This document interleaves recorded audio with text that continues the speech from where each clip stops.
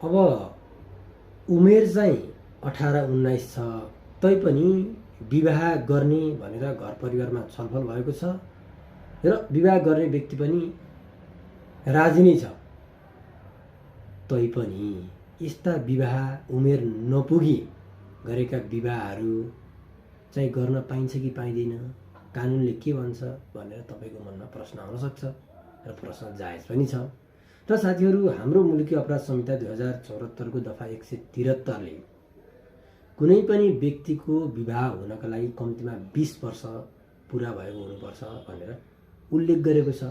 र 20 वर्ष नै पुरा नभई गरिएका विवाह अथवा गराइएका विवाह स्वत बदर हुन्छ पनि भनेर हाम्रो कानुनी प्रावधान छ।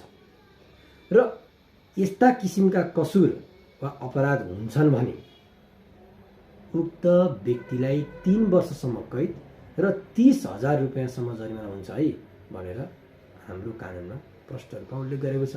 त्यसैले कानुन बुझौँ, जानौँ र अगाडि बढौँ है त।